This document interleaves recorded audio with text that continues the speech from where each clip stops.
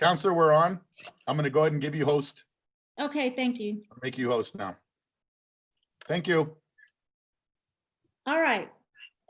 Good afternoon, everybody. I'm going to call the meeting to order and ask that Elizabeth, will you please call the roll? Yes, ma'am. Chair Joanne Vigil-Koppler, Here. Kim Beta Martinez, Here. Dr. Camilla Bustamante, Holly Bradshaw Eakes, Ryan Cordova, I'm here.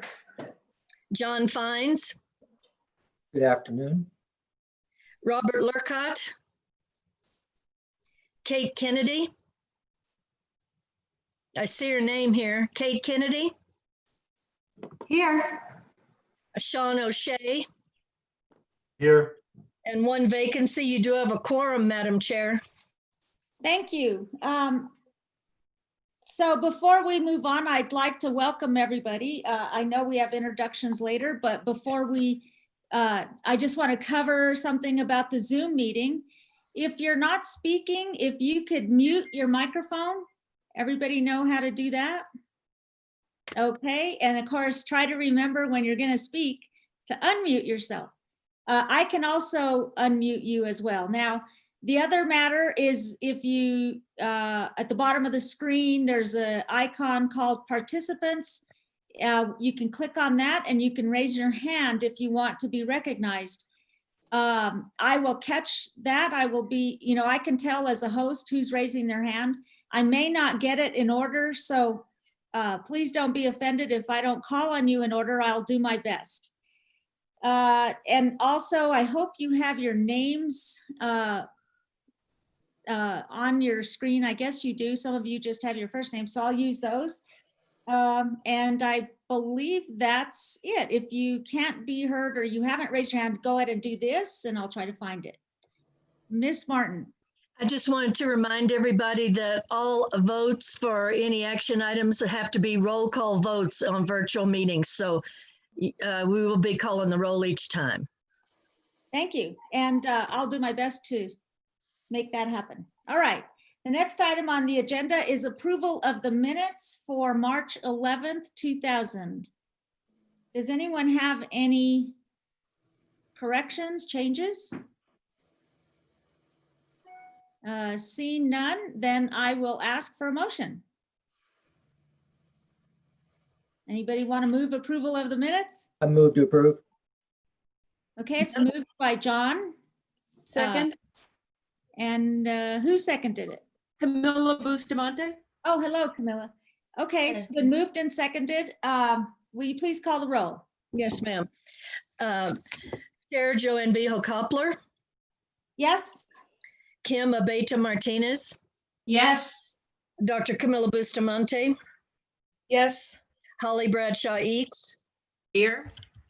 No, you're voting yes or no on the. Oh, I'm sorry. I popped in a little late, right? Yes. Ryan Cordova, Yes. John Fines, Yes. Robert Lurcott. Mr. Lurcott, can you unmute yourself? Unmute. Okay. Kate Kennedy, Yes. Sean O'Shea, Yes. motion passes. Thank you. Next item is approval of the agenda. Are there any changes from staff? No changes from staff, Madam Chair. All righty. I don't know that the committee can make changes, but any particulars the committee wants to mention? Okay, I'll take a motion to approve the agenda. I'll move to So approve. moved. Second, Okay, who moved to approve? John, John, okay. And but who seconded? Camilla, she did. I see you. Okay, Okay. so Ms. Martin, will you please call the roll? Yes, ma'am. Chair Joanne Vigil-Koppler, Yes? Kim Beta Martinez, Yes. Dr. Camilla Bustamante, yes. Holly Bradshaw Eakes, Yes. Ryan Cordova, Yes. John Fines, Yes. Robert Lurcott, Yes. Kate Kennedy, Yes. Sean O'Shea. Yes. Motion passes. Thank you. We have no consent agenda, so I'm not sure we need to approve anything there. Am I correct, Ms. Martin? You're correct, Madam Chair. Okay, thank you. Now we have introductions. I'll just welcome you back again. It's been a couple of months or more, a few weeks more since we've had our last meeting, but rest assured, I know economic development nor I have forgotten about you. So here we are. And I wanted to ask, does anyone have any introductions or anything they'd like to say at this time? Nope, okay. So next item is consent agenda. We have none. So action items, request for review and approval of an ordinance relating to the City of Santa Fe Economic Development Plan Ordinance, Article yada yada, approving and adopting as amended, and the local economic development project participation agreement between the City of Santa Fe and Decart Labs for design, development, and construction of tenant improvements and lease payments, expansion of New World Headquarters facility, a local economic development project. Fabian, the floor is yours, but when you start, I would like you, if you would, to go over each section of this material, because we've got some past items here first, I see. Then we've got some current items, and then we have the request items A and B, but we can only talk about A right now. So do you want to do that for us and lead the committee into what we have before us first, Sure. and then talk about what you want to say? Madam Chair and members of the committee, it's a pleasure to be here today. And thank you for everything. We're going to get started on our first project, and this is a COVID-19 project. But before I begin, I'd like to introduce the team that has helped us to get this far. First of all, with the staff, Andrea Salazar with the City Attorney's Office, and Jesse Guillen, who we could not have done this without them. They've been excellent in helping us get through this. With the Economic Development Department, Peter Mitchell, he's the regional representative. The other people that I like to also introduce is Bill Warwick from Decart Labs. He's the controller. And then I'll let Bill, when we get into the presentation, introduce the rest of his team going forward. So let me begin by just kind of giving you an overview of Decart Labs, and then I'll go over all of the documents in the presentation. First of all, as you may know, Decart Labs is a technology company. It came to you in 2018. Decart Labs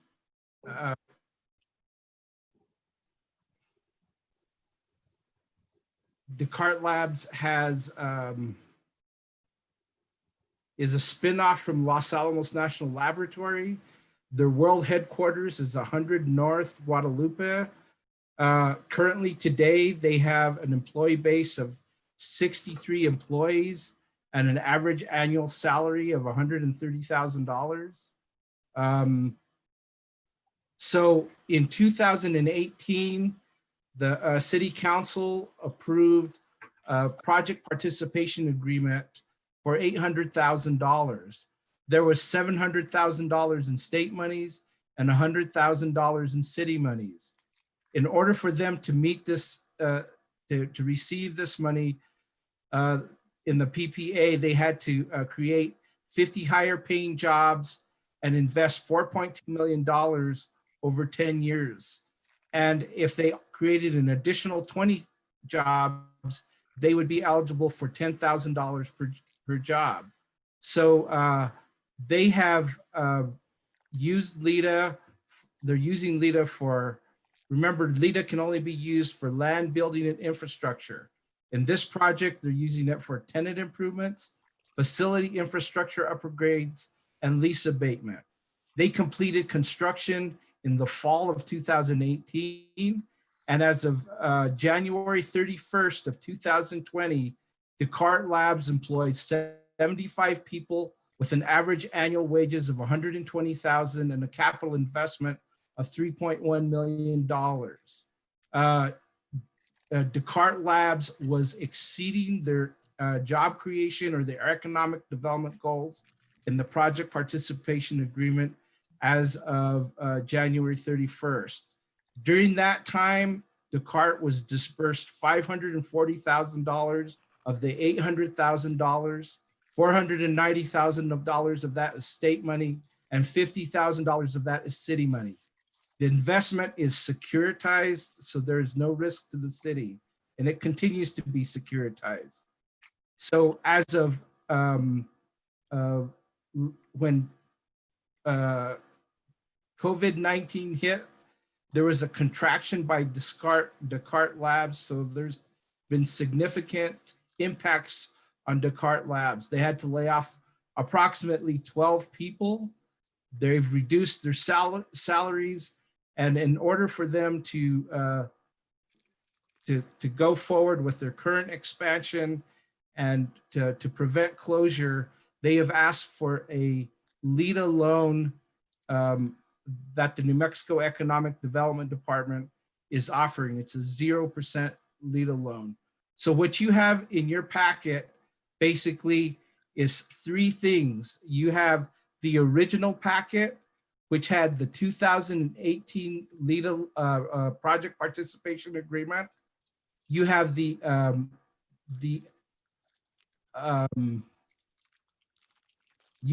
amended loan that were the amended project participation agreement from the current project participation agreement.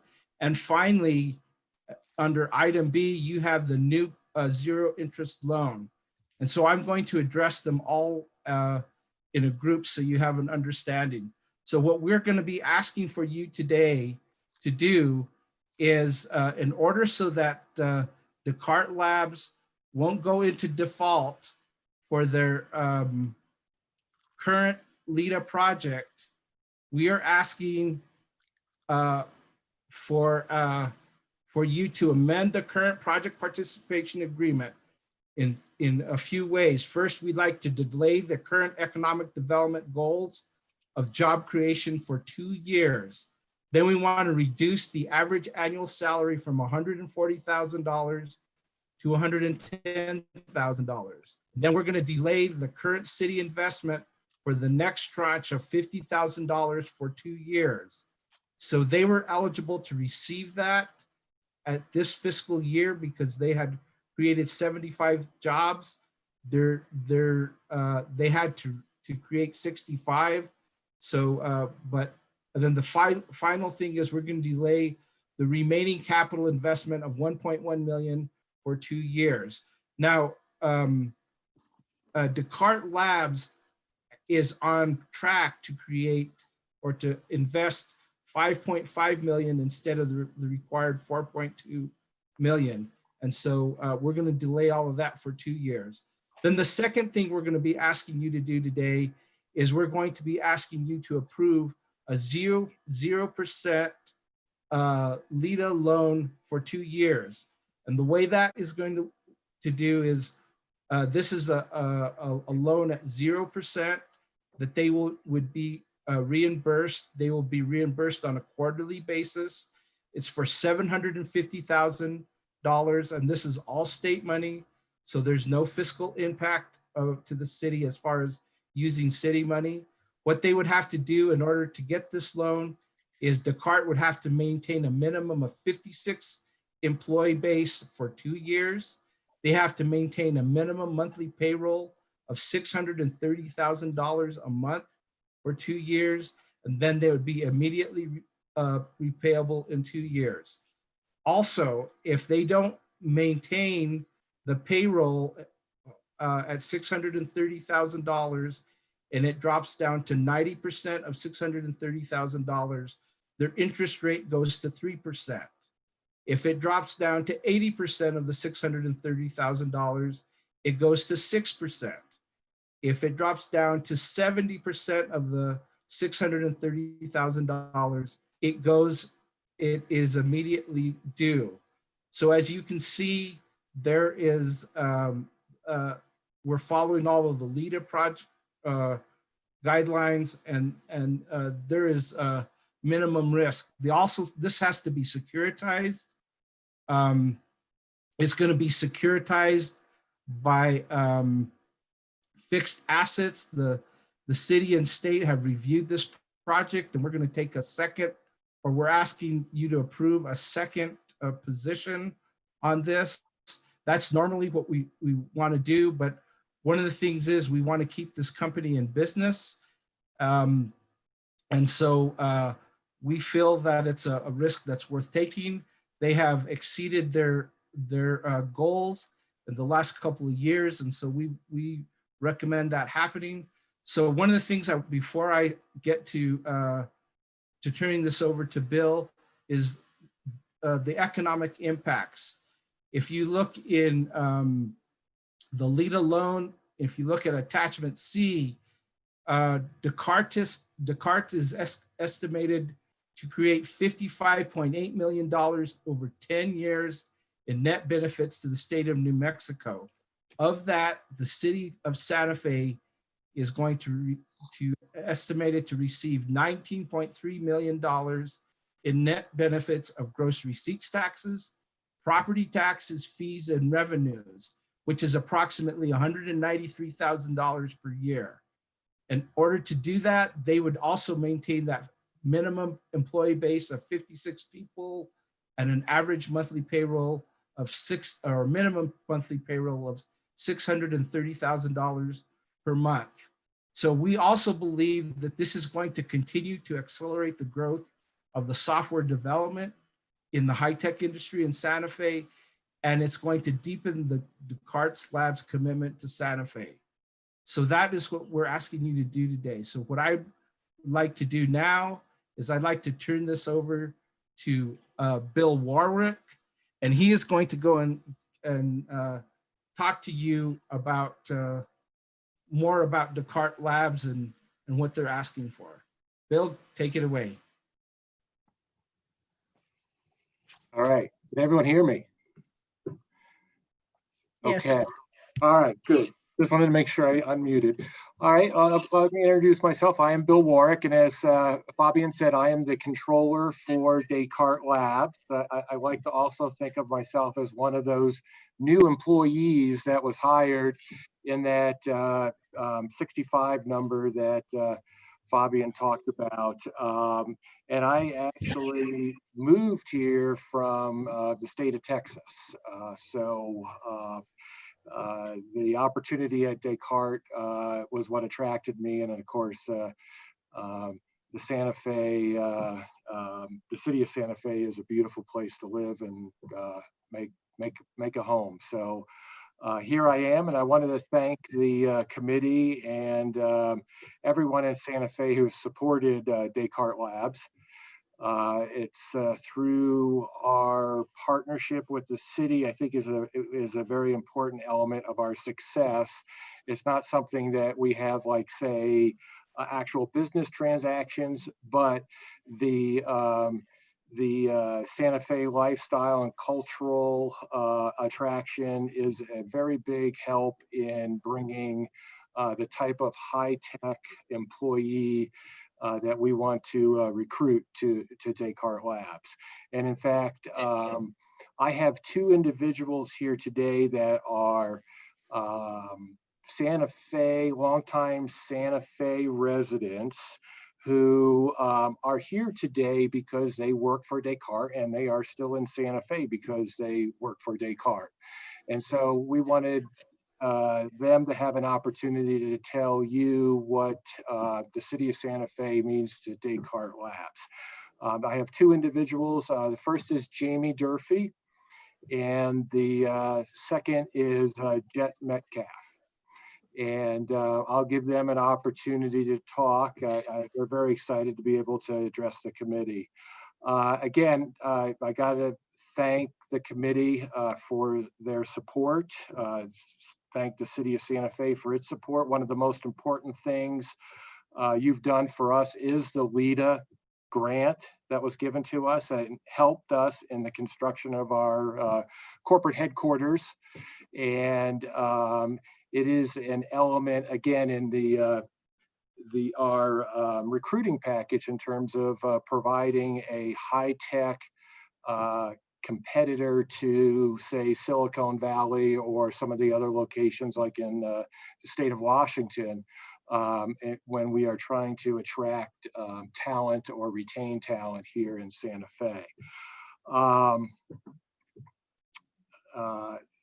I'm going to turn the speaker over to Jamie just for a second. She'll talk for a couple minutes, and then Jet, and then I wanted to get into the more financial details and discuss the requests that we have before the committee. But I thought I would let Jamie and Jet speak first. So I'll turn it over to Jamie for a minute, and then we'll go to Jet. Great, thanks, Bill. Absolutely, first and foremost, just to thank the Economic Development Committee for being here today, for allowing me to speak about Decart Labs. So I am born and raised here in Santa Fe. I left for college before coming back to work in the hospitality industry. So I spent about 9 years working in some of the restaurants here in town.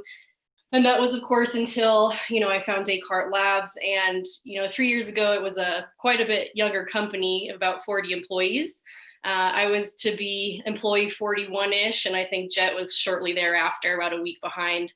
So I was originally hired as a recruiting coordinator. And for those who don't know what a recruiting coordinator is, I handle all the candidates moving through our interview process. And being as I was local, a large part of my position was to entice potential employees to New Mexico by selling them on Santa Fe, which was an easy thing to do. And what I didn't know at the time was how important Decart Labs would become to me. So, and also to Santa Fe, New Mexico in general. And I think, one of the greatest drives in our position is to not only grow the company, but to help grow and benefit the city of Santa Fe as well. We've been able to hire, since I started, several locals that I've known through the years. So it's been really incredible to, be able to share this professional experience with people that I've known for a long time and who wouldn't otherwise have an incredible opportunity like this. I graduated with a degree in international affairs and French and really wanted to come back to Santa Fe. And there weren't a whole lot of options for me to be able to use that degree. So, outside of hospitality, the usual suspects are real estate, banking, and those weren't really things I was interested in. So, having an affinity for people relations and operations is how I ended up at restaurants. And then until tech came to Santa Fe, that's kind of how I fit in at Decart Labs. So, as of today, we've successfully recruited about 35 people from all over the United States. And as Mr. Trujillo was kind of talking about some of the facts, I can really only guess some of the other positive ramifications that this has had on the local economy. And I think the challenge now for any company or community moving forward is how to continue to be successful post-COVID-19. And to that, I think that Decart Labs would benefit greatly from LEDA funding, and it would really offer us another unique opportunity to be able to continue to grow as a company, and in turn, obviously, help the local economy, which is very important to me and my colleagues. But so with that said, thank you again for your time and consideration. I really appreciate it. Thanks, Jamie. Jet, do you want to say a word or two?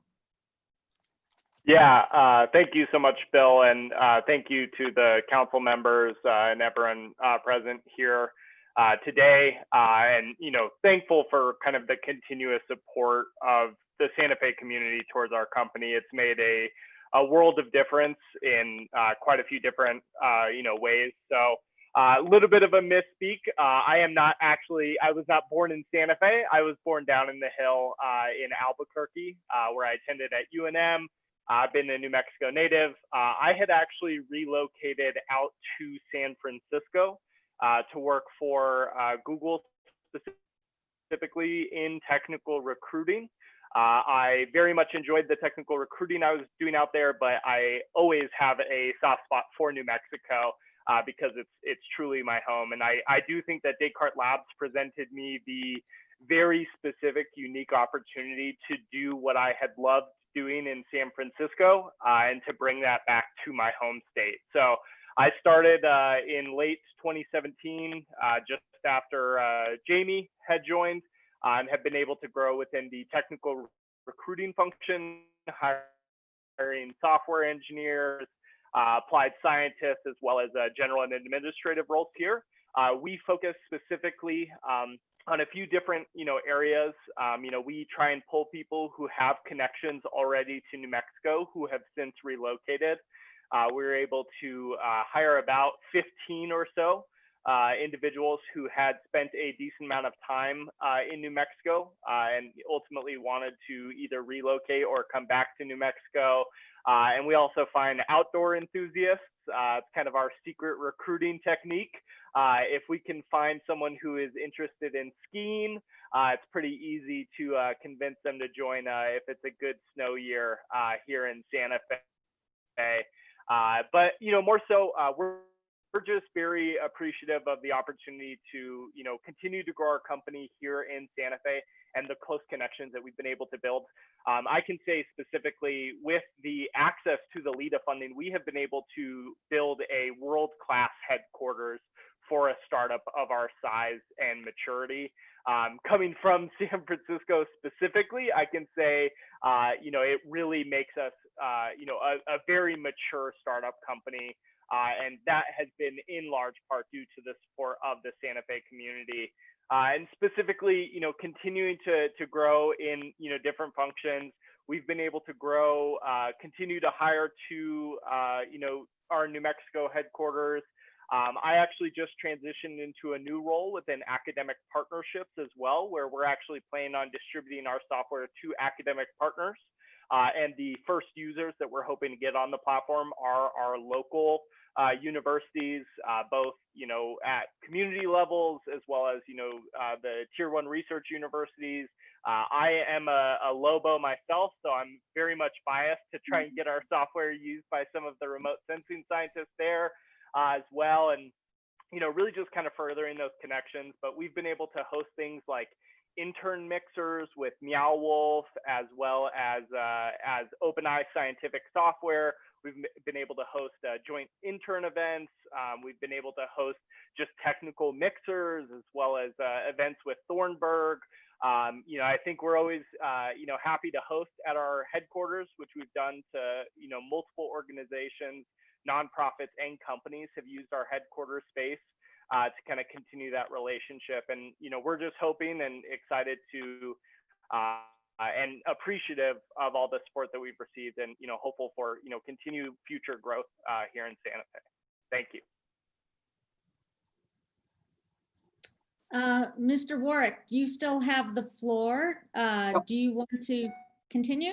Yes, I do. So I'm here mainly because of COVID-19 and its impact that it's had on the company. We started the year, the 2020 fiscal year, which is began January 1 for us, with a planned budget with expected revenues of about $30 million. And we were on target for the first part of a very early part of the year, with the expectation that that was a very realistic goal for us. As the events unfolded with COVID-19 and we started to see the worldwide impact, and our business is worldwide. Particularly, we have a strong presence in the Southeast Asia area. We noticed that our sales efforts were slowing down significantly. And as we looked around at what our opportunities were, and we took stock of our what our customers were telling us, we decided that we needed to revise our estimates for what we expected to our book of business to be in the year 2020. And we consulted with our board, and based on all the facts that we had on hand, we determined that we will probably do at least $10 million less in business this year than we expected to. And that's a significant impact to a startup or a development stage company like us. I think it's important for folks to understand that we are still in the development stage. We are not profitable in the more traditional sense of having a net income. We are burning cash. Like you're probably familiar with most tech companies in their development stage as we develop our product and build our customer base. And we're at the phase in a venture capital life that we've gone through 2 different series of fundraising, an A and a B, and we still expect to do a C before we're profitable. And that C raise is what we have our eyes on right now. And the way we look at things is a little bit differently than, say, a profitable business. We look forward to that point in time when we think we can do that capital raise. And we say, do we have enough cash to make it to that next capital raise? And that's how we evaluate things. And as Fabian mentioned, as we had to revise downward our sales forecast, we came to the conclusion that we needed to make some cost adjustments as well to make sure that we could continue operating till we make it to the next fundraising. And as a result, in the month of April, we let approximately 12 or so employees go. I believe 8 of those were New Mexican employees. I don't have the numbers right in front of me. And then more importantly, and we made a lot of other cost-cutting measures. In particular, as Fabian mentioned, everyone at Decart Labs, whether you were in New Mexico or in California or New York or Minnesota, which are our 3 other larger sub offices, everyone took a 13% pay cut, all the executives, including our CEO. And in addition to that, we cut travel and a number of other expenses. Travel was actually quite easy to cut because obviously no one's traveling right now, but we made a significant reduction in other costs as well, with the goal, again, we're looking forward, and that forward is when can we do our C raise? We think that we will be ready for a C raise mid to late 2021. So we need cash to last us till then. And our board told us if we don't have cash to last till then, we have to make further cuts.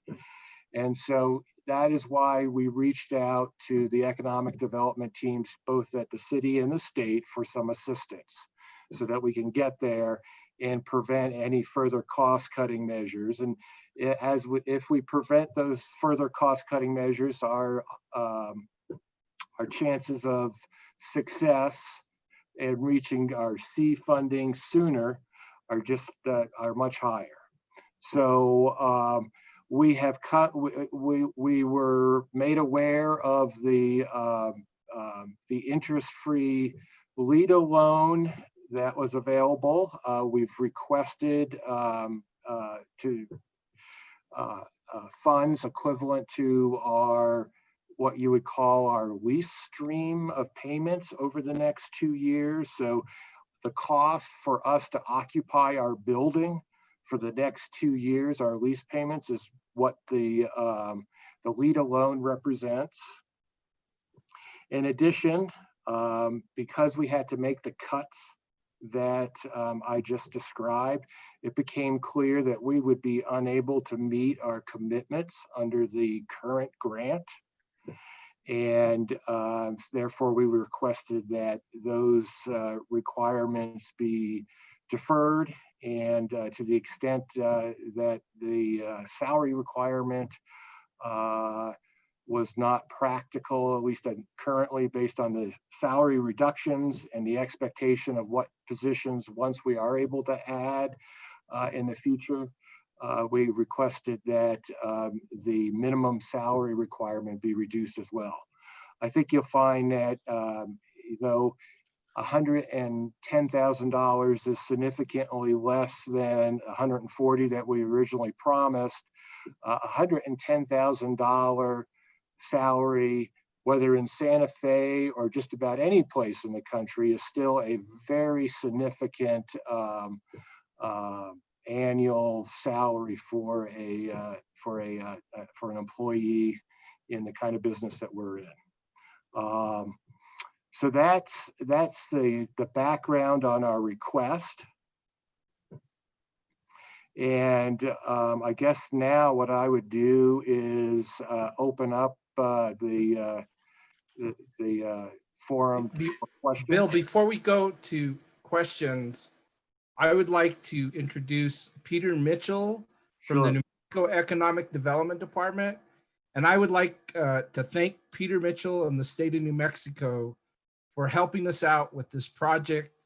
It would not be, we would not be in this stage. So Peter, can you please present the state's perspective on this project? Well, it's a pretty simple perspective, actually, and this is how kind of this process got started with us as the COVID situation hit. Is we determined very quickly that this program is pointed at saving jobs and payroll, where the LEDA grant we alluded to earlier that Decart received was predicated on creating jobs.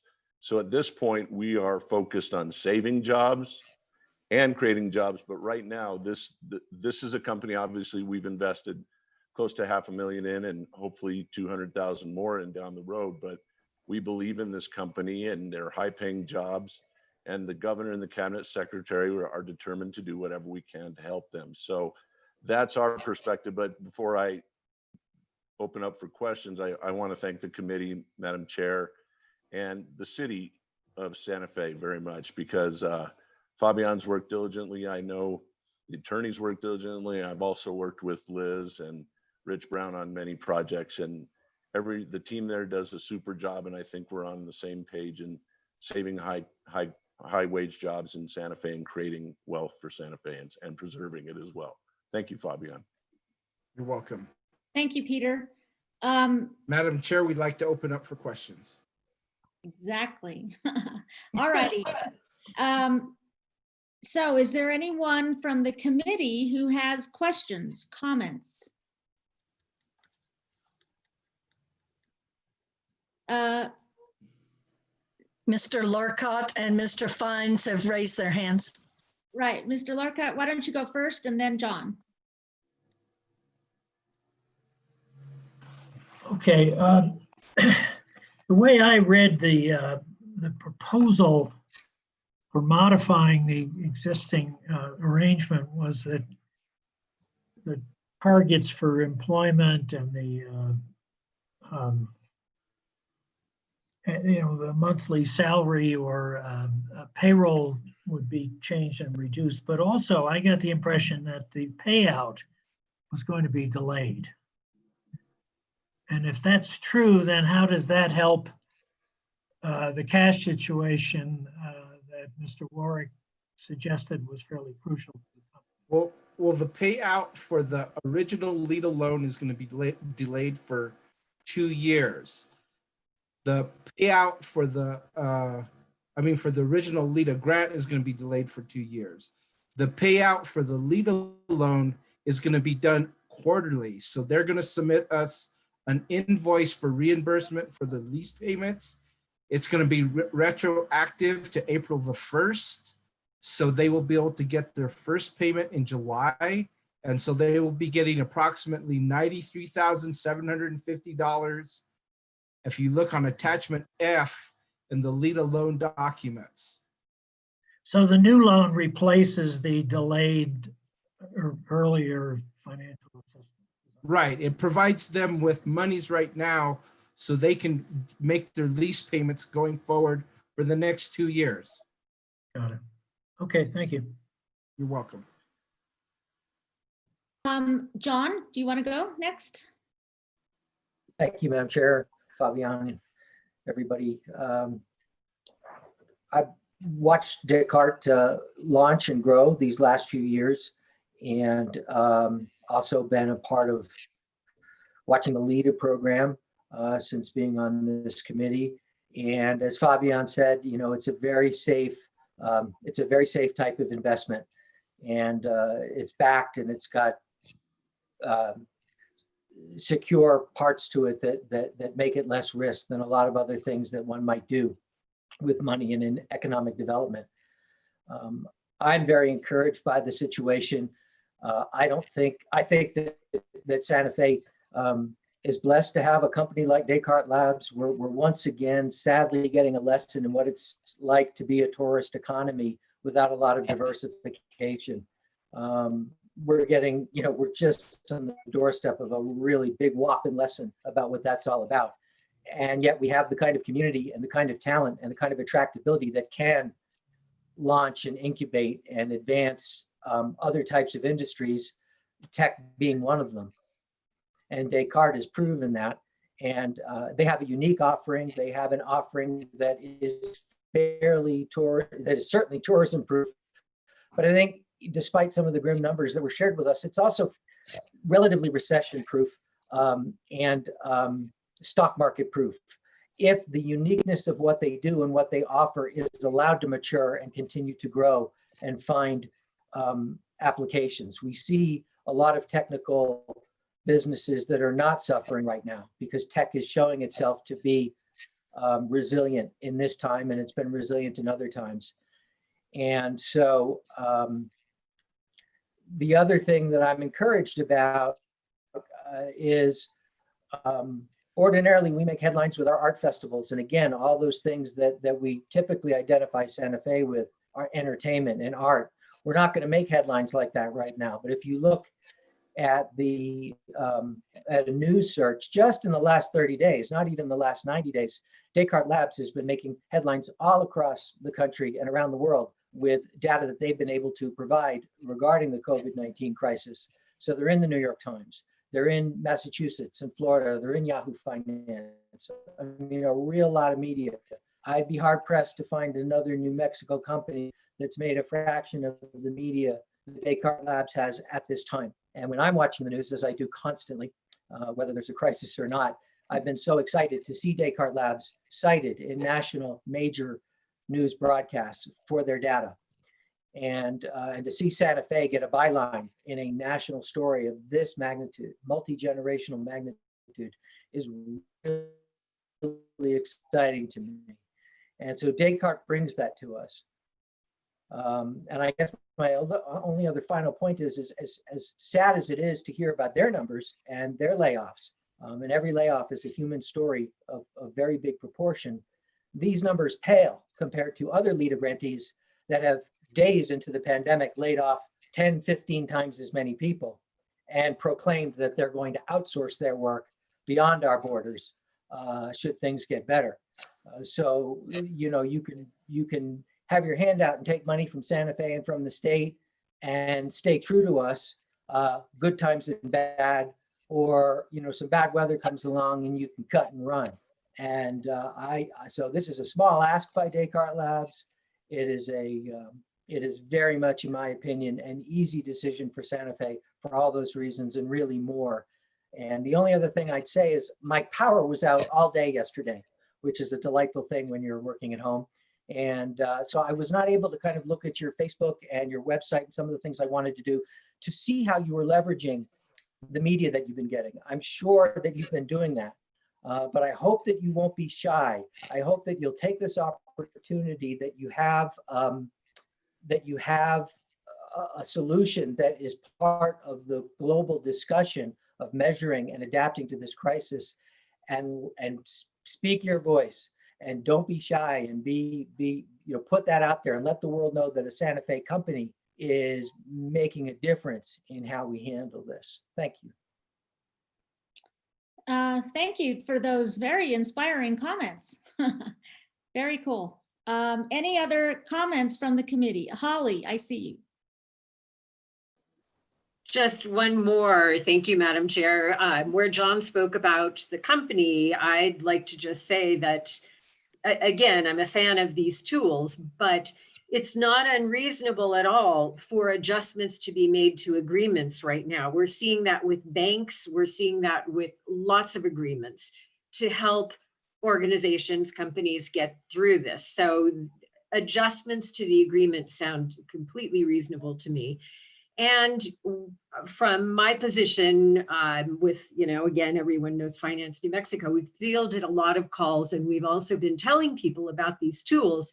And this, I'm happy to see the lead alone in action, because that is one of the tools we've been telling people about, but I didn't know if it was actually being utilized, and I'm pleased to see this. So that's all I'd like to say, that this seems completely reasonable to me.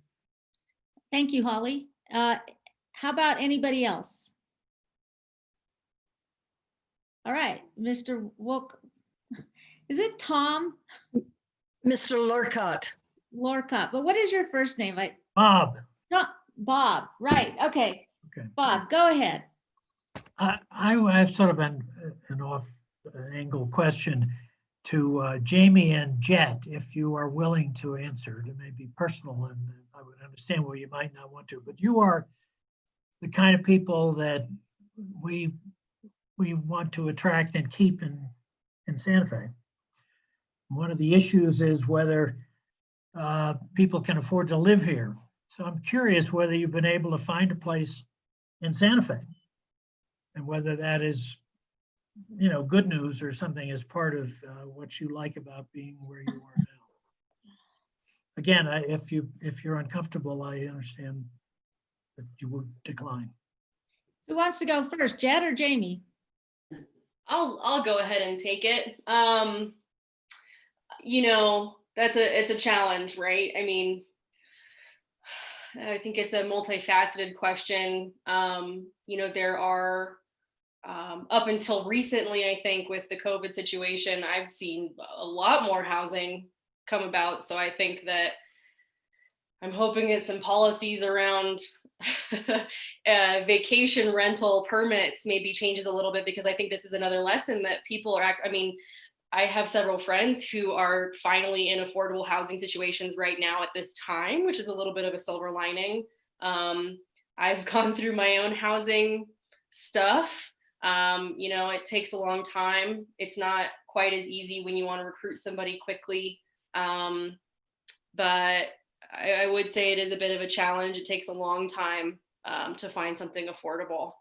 And in a desirable area, we have a lot of environmental scientists that we work with who also want to be able to commute to work. And sometimes with local public transportation, it makes it difficult. So they obviously, they want to live a little bit closer to the office. It is a little bit more expensive to do that in downtown Santa Fe. So I think that there are some things that we can do, hopefully moving forward, and lessons learned kind of in this situation. But it can certainly be a challenge. Jet? Yeah, I can speak a little bit more to that. I will say we are at a lucky advantage of Santa Fe obviously has its dealings with affordable housing and not being the most affordable. But I will say we do me and Jamie in our roles as recruiters, we recruit out of San Francisco, New York City, and now Austin, Texas, which are starting to prove even a little bit less affordable housing available in those areas. So it's obviously, kind of creatively drawing from markets that the Santa Fe market seems a little bit more reasonable. I think me and Jamie are both lucky to have found the housing situations that we are in currently, out of honesty, as being a young professionals in Santa Fe. But That is also why me and Jamie specifically, as well as other members of our company, have been involved in city council meetings around affordable housing, have spoken in favor in full city council, because it is, it's maybe not this direct, LEDA funding, but it's certainly tangential and something that we continue to participate in the city as well. Kind of participating in that perspective of hiring, a lot of young professionals to Santa Fe specifically. Thank you. Thank you, Madam Chair. You're welcome. Okay, any other comments? Okay. Oh, Holly, go ahead. Just one quick question for Bill. We're hearing that landlords are making some arrangements for rent abatement, delay, that sort of thing. Have you had that discussion? Or is that on the docket for perhaps later?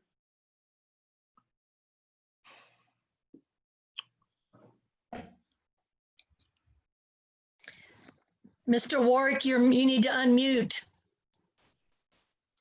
Okay. I must have did the reverse.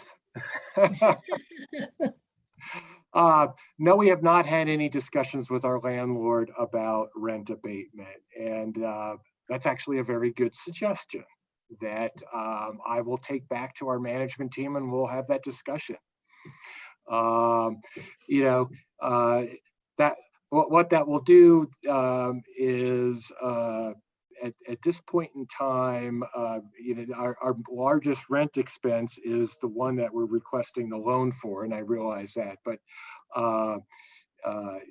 it will reduce the loan than we will ask for if we are successful in getting some kind of rent abatement. I can tell you what we did do is we actually closed some of our satellite offices, and it just wasn't worth the investment that we were making given the circumstances at the time. So we closed our Denver office, and I believe we closed our Washington, D.C. office as well.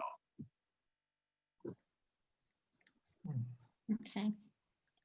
Holly, any other questions? May I add one thank you. comment? I wanted to respond to John. John, yes, we have monetized or the COVID-19 situation in terms of we have a product out there. That's part of the reason we are getting all of this news coverage. And we've probably added, I have to estimate it, probably at least 10 what we call new logos. In other words, we've added 10 new customers. And we sold to a lot of our existing customers this new COVID-19 product. Right now, it has about a useful life of about 3+ months. That's how we're selling it, and in that kind of a term. We all hope that no one needs it after those 3 months, but potentially we may continue offering it if things don't get better, or if we have that resurgence that's expected in the fall. But yes, we have a COVID-19 product, and it is a major reason why we're getting all the great news that news coverage that we're getting. Thank you. Any other committee members? Any comments from anyone else on this feed? All right.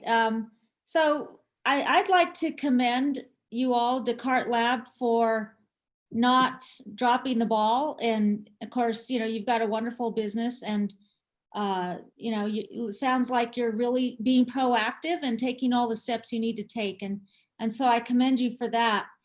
I have a question for Fabian. When these monies, I think I read 750,000 gets transferred to the city because we will be the fiscal agent. Are those funds protected and identified and in a locked box so they don't get mixed up with any shortfalls the city has? Yes, they are. They sit in Munis. They're sitting in its own special account, and the state monies are not utilized or mixed with the city monies. So that includes the monies that we currently have from other LEDA projects in the state. So we still have other LEDA monies that, or state LEDA monies that we need to disperse. Well, great. I know that question kind of should go without asking, but I think it's important because, you know, we need to keep track. And speaking of keeping track, which staff in economic development are monitoring the progress of not only the original contract, but should we approve these amended contracts? Who are the overseers? I'm the overseer of the progress. I monitor and manage the contracts for the economic development or for the city. Okay. I monitor the quarterly reports, all of the monies that go out. I get a lot of assistance from Jessica Sandoval, but I review and make sure that they get taken care of, that they're invoiced properly, and that they're meeting their goals. And I do that pretty frequently. They're required to provide us quarterly reports, so they get looked at a minimum of 4 times a year, but more often than that. Okay. And then next, as chair of economic development, I don't recall being asked to be a sponsor for this, but, and of course we just got it, so I wasn't exactly sure what exactly it was, but I do want to be a sponsor, co-sponsor of it. And so I think Jesse, are you on the line here? I see him, but I don't know if, anyway, I'll take care of that. But if you can, Fabian, that would be good. I will be happy. I'll add your counselor. Oh, there you are. Can you add me as a co-sponsor, Jesse, if you have the opportunity? Yes, I will. Yes. Okay, and then just a note, these items are on the council agenda tonight at 5. So there's nothing like being in a nick of time, am I right? You're correct. Okay, last call for any comments.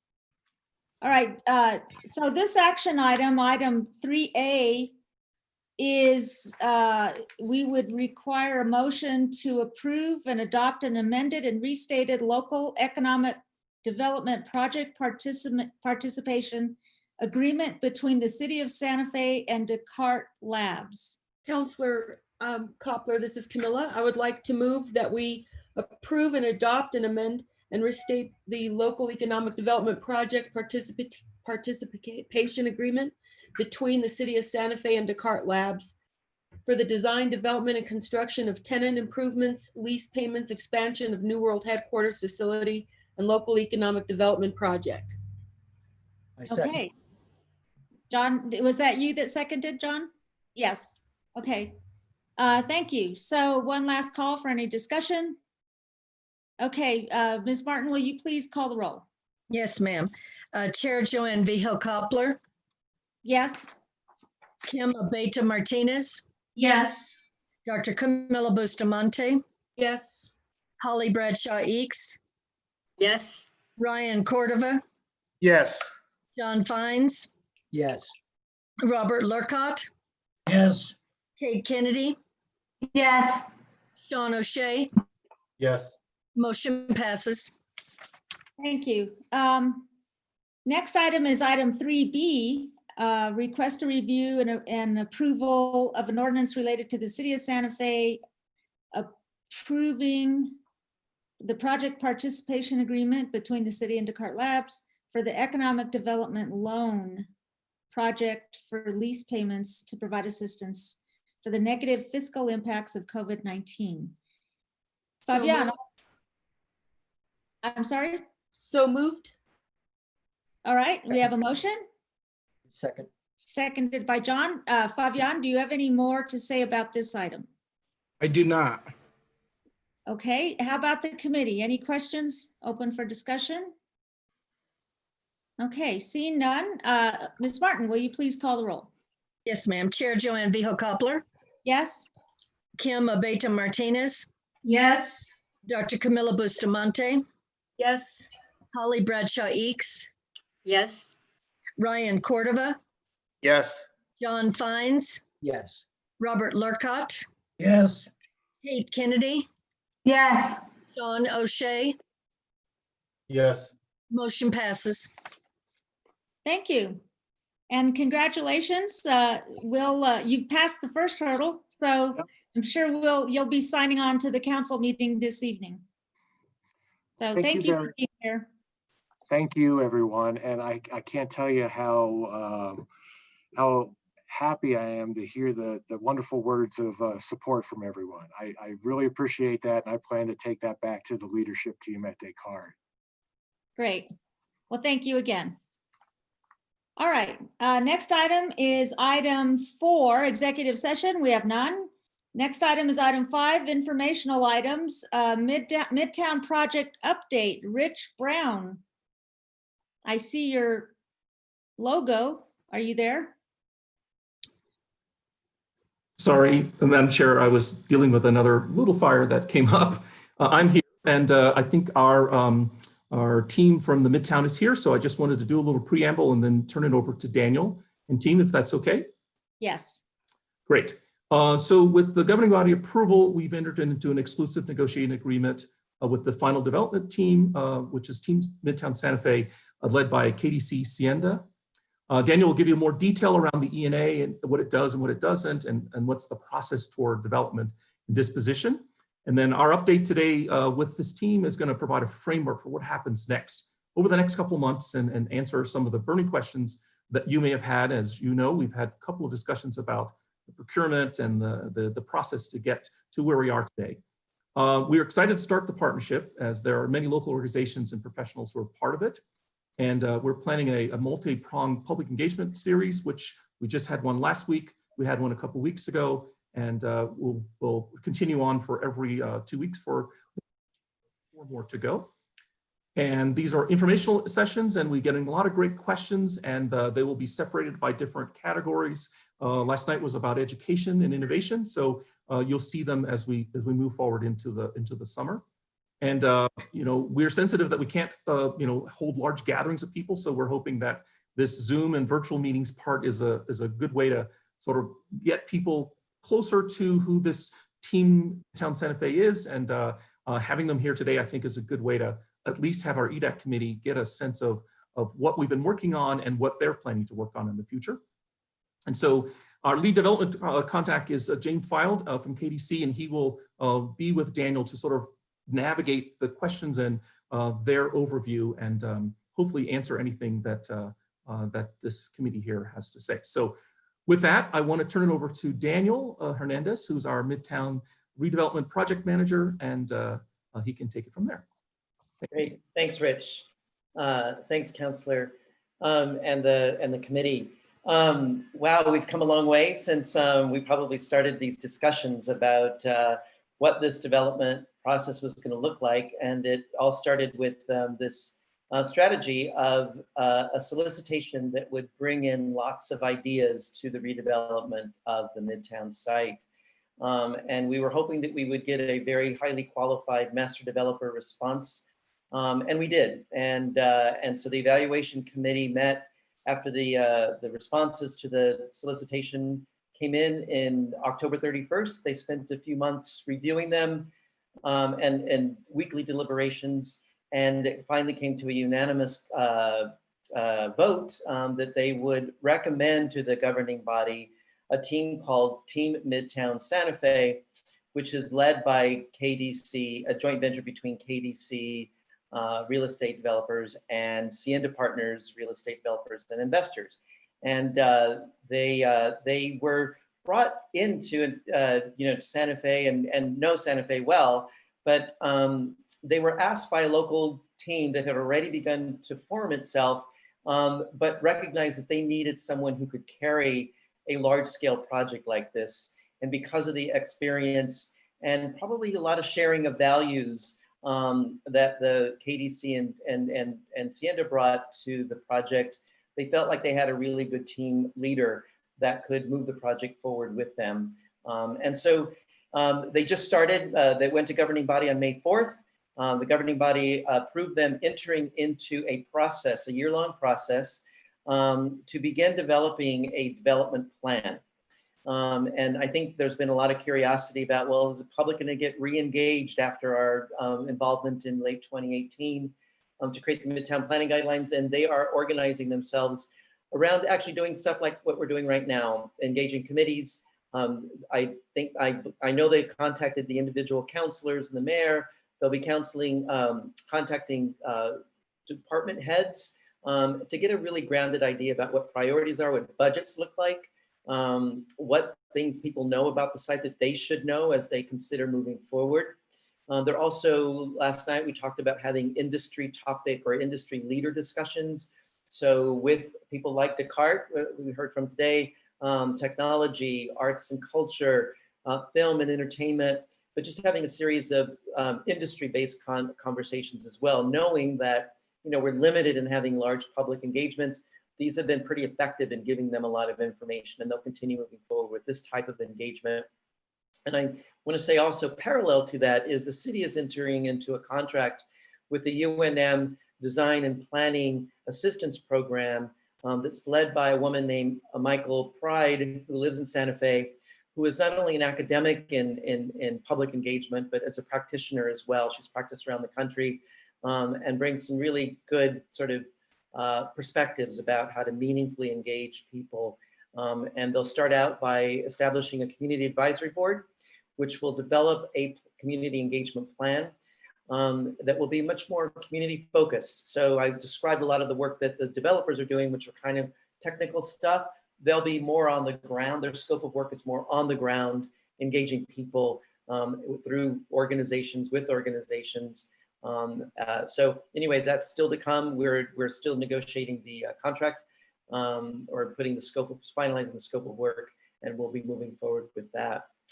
I guess the last thing I want to say is it has, since May 4th, the KDC, Sienda partners, as well as the members of the development team who are local organizations in Santa Fe, have been contacting me regularly. They are spending a lot of time, resources, thought, emotions sometimes, putting together the beginnings of really digging into creating a good, solid development plan. So they're working hard, and I really have appreciated the kinds of questions they're tossing my way. I rely a lot on city staff to provide insights, but I'm sort of the intermediary right now. But they're beginning to take a bigger and bigger and stronger role, and so it's really exciting to be able to be working with the developer that brings that capacity. I'm going to prompt James on just one thing that we heard in the last thing, and I'm sure James will take it away because James has a deep experience and he's modest about talking about it. But in affordable housing, community development, and being able to finance it. So not just on the policy side, he sits on many national boards around affordable housing, community development, and financing, but actually the implementation and development of it. But we heard in the last discussion, which I've heard from a lot of the technology firms, the need for affordable housing in walkable, bikeable neighborhoods to attract the types of employees they want. And I know this is right up the James's sort of bailiwick of things he likes to talk about, as well as affordable housing for low-income families. But he brings a deep experience in that, and he can tell a little bit more about his background and what he'll be bringing to Santa Fe in this project and to the partners, the local partners we have in place. So James, I'm going to turn it over to you to make an introduction as well, and then we'll open it up for questions. Okay, thanks, Daniel. And I see Bill Guthrie has joined us. He's not on the screen, but he's on. Bill's with KDC. I'm with Sienda. Again, I'm a principal of Sienda Partners. I joined the firm in October of 2018, primarily to work on public-private partnership, large public-private partnership redevelopment opportunities in cities. Sienda owns a property in Dallas that I've been very interested in for a long time. It's going to take a huge public-private partnership. This is exactly the kind of transaction that I've spent the better part of a 25-year career working on in various capacities. Really excited about it, and really it's fascinating. It's one of the more multi-layered properties I've ever seen. It's got a lot of history. It's got a lot of unique features. And I'm going to go on and apologize if you hear a bunch of background noise. I'm actually sitting at a roadside table on my way to Santa Fe so I can start walking the site. We're dealing with, if I come in through the airport, I've got to self-quarantine for 14 days. And so I'm going to bite the bullet and just drive up. But for now, let me tell you a little bit about what I've been doing, what we've been doing, and what we have planned, and then let you open it up, let you ask whatever questions you need to ask. So I'd call our first month has been about half public engagement and about half what I would call desk review of documents. We've been really happy with the work that the staff has done. When we requested a document, they've gotten it to us.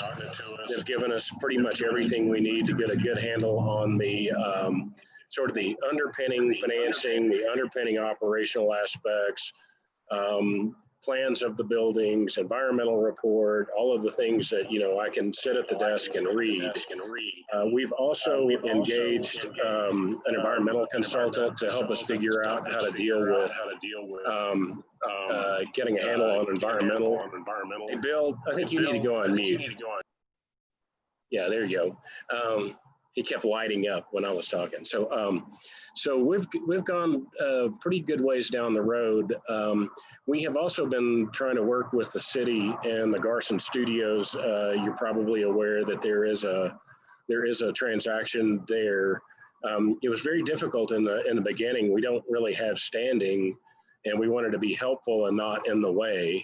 And I would say that our involvement up till this point has been trying to make sure that that transaction moves forward. It's a very high priority to the city. It's a high priority for us. Therefore, we want to make sure it could go forward without impeding development. But it was just kind of awkward. But again, I'd like to commend the city staff for trying to work with us in a very awkward situation, sometimes very tense situation, and keeping us moving forward. So going on, let's chart this out for about the next month. We're trying to meet with individual councilors and the mayor. And basically the idea here is we would like to talk with each of you one-on-one without any transaction or any action on the table, so we can have a conversation about your goals, your priorities, sort of where Midtown fits in the grand scheme of your life as a counselor or as a department head.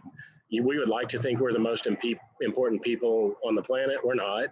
And so we're going to give you an opportunity to tell us what is at the top of your list, where we fit, and establish a dialogue. So if you had an issue, or if you had an opportunity you wanted to bring our way, we would at least have a working relationship where we could communicate clearly.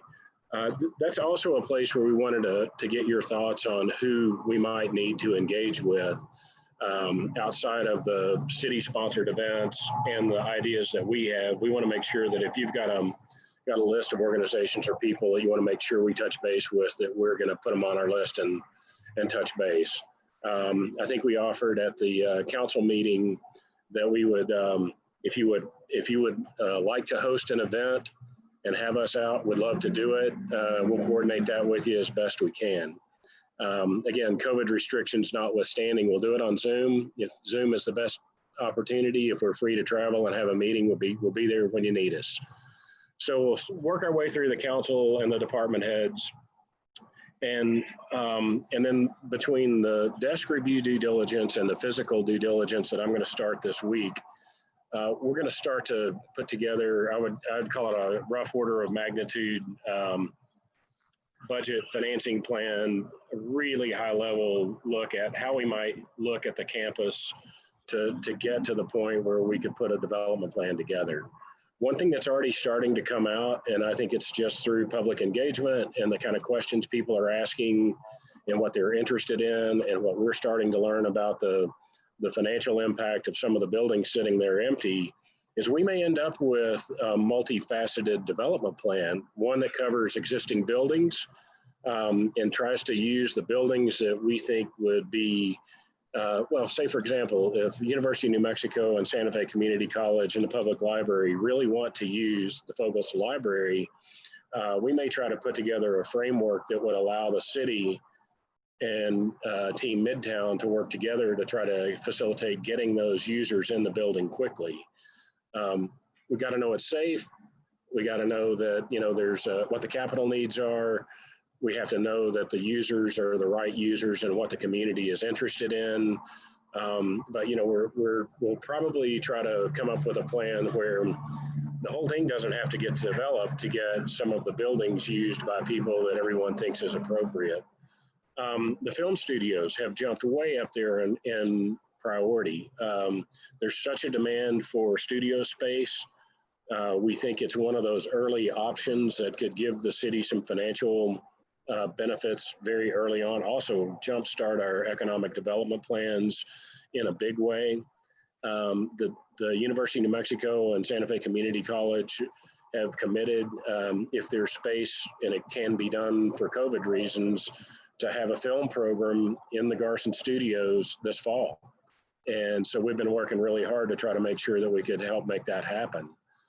If we did that, that would just be the very beginning of the studio expansion plan. That might be the first early activity out there. But again, we got a lot of nuts and bolts homework to do to be able to tell you with a straight face that's a good idea. But right now it looks pretty good.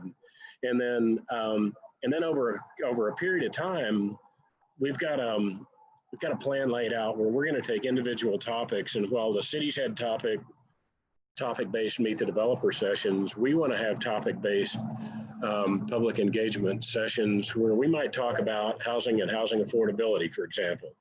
We'll do that in a city-sponsored event, and then we'll take it a step further and do it again in a developer-sponsored event. Sustainability will be a big one. We know would like to talk with the community about it. It comes up early and often. It's important to us. And so we'll probably do that both in maybe in a city-sponsored event, but if not, we certainly would do one on our own. And so while the first month's been, I would call it studying, preparing for public engagement and executing in kind of an awkward setting. You know, we're now starting to get in the swing of things and get things moving. And so I think that's where we're headed. I hope that set the table, and I'd be happy to answer any questions anyone might have. Okay, thank you for that, for your opening. Committee members, do you have any questions so far? John? I'll ask, obviously this could be a gigantic discussion, and I won't go there today with you sitting by the roadside. But it's a beautiful drive, though, so enjoy it. One thing that just came right to mind is I've been thinking about this project and thinking a lot about the rail yard. And the rail yard, you know, there was a strange kind of negativity, and of course some of this is endemic to Santa Fe. But you know, when I got back to town and there was all this negativity around the rail yard, and I couldn't understand it because when I had left Santa Fe, it was a vacant lot. And I thought, you know, look at this farmer's market, look at this, you know, I was really enjoying the concerts and the festivals. I really enjoyed what was there. And feedback, excuse me. But over time, as I listened to more and more of what people had to say, I came to realize that my love for the rail yard was real, and other people were coming around to that point of view. But there was also some really interesting points that people I've spoken to have had about missed opportunities, how much more could have been done there. So I just wonder, and it's so early, but I just wonder if you've had a chance to kind of study the rail yard as about our only analogous project to this in recent history at all. Have you studied it? Have you talked to the developers around that, or people in city government who are involved in that? Or do you have a plan to incorporate what was good and what might not have been as optimized in that particular project? So of my knowledge of the, I'll call it, seems like there's a lot of discomfort around the rail yards, and it's anecdotal. You know, I've had people tell me, well, express concerns over it, but never any specifics. I think that's a great idea, is to dig into a little bit more with people that have been a part of that and understand, you know, it sounds like there's been quite a bit of frustration, and I'd like to know what drove that so we could avoid it if possible. You know, in every public-private partnership, you have to achieve a balance. And if everybody's happy, it probably, well, if everybody's a little bit unhappy, it might be a really good balance. If you've got one group that's really happy and everybody else is unhappy, it's no balance at all. And so it's something that we'll have to work out together. You know, I view our job as the master developer to bring the facts and the analysis to the table, and to work with the city and the staff and the council and try to make those choices together. Because if we try to dictate how to balance community development, financial, and community enrichment goals, we can't do it. We just can't. We can't read enough. We don't have enough fingers on enough pulses to do it. We'll have to work together to make sure that we're listening to the right people at the right times and striking a balance. And I'll give you a good example. So the affordable housing conversation earlier, the people that work at the lab make too much money to qualify for traditional affordable housing. You know, if you get traditional affordable housing subsidies, you've got to earn less than 60% of area median income. Those folks fall into what I would call the forgotten middle. They're not quite earning enough money to afford the market rate housing that's on the market. They earn too much money to qualify for the subsidized. And, you know, our approach is going to be to try to find a way to build in that middle income as well as other affordable. But, you know, we've got to do a lot more talking with a lot of people on housing and affordability before we're ready to even make a recommendation to you. Right now, we've got everybody set up and willing to do it, but I got to be able to tell you. Well, I can tell you one. I'll give you another example. So if we decided to build low-income housing tax credit housing, the way the state allocates the credits, you build about 80 units of housing at a time. It would cost the city about $2 million in subsidy for every 80 units that got built, and that's a requirement that the state has to get the credits. And those people would be the people we talked to in the meeting earlier today wouldn't qualify. They make too much money, and so that's kind of a tough one there. But you know, I think what we'd want to do is say, if we do it this way, here's what you get. If we do it that way, here's what you get. We'd recommend something in the middle and try to make sure that it's meeting the needs that you feel like you're hearing about from your constituents. I hope that makes sense.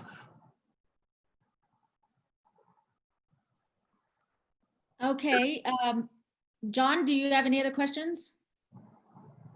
No, thank you, Madam Chair. I just, you know, this is a big topic and there's plenty to get into, but I think because we're looking at a wide view, we're looking at, you know, a bird's eye view right now and not getting into too many details. I just wanted to raise that issue about the rail yard. It was such a wonderful opportunity for Santa Fe, such a central, important project, and a lot of time and care and development and money over many years went into it. And again, I don't expect everybody to be happy. Everybody shouldn't be happy. I understand that. Right. But it seems to me that there should be a there in terms of understanding our community and doing major projects and how we might, and there should be some lessons learned there that might leverage well into this. So thank you. All right, comments from anyone else? Questions? Okay, Bob?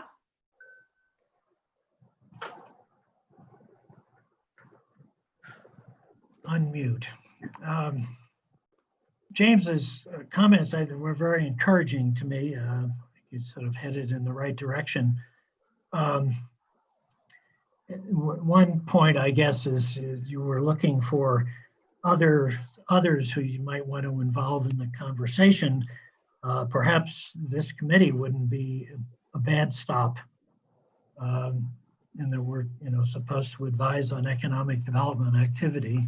We were told this was the most important project on the agenda, but I feel like we know less about it than a lot of folks. So that's, you know, that's another group, another stop, and you have plenty of them, but I would suggest that may be useful. I'm a planner by background, and I am continually in awe of my fellow members of the committee who know so much about the real guts of economic development and the people involved and whatnot. And I'm still trying to catch up. One thing I do know something about is large-scale redevelopment projects, which I've probably been involved in a dozen of them over time.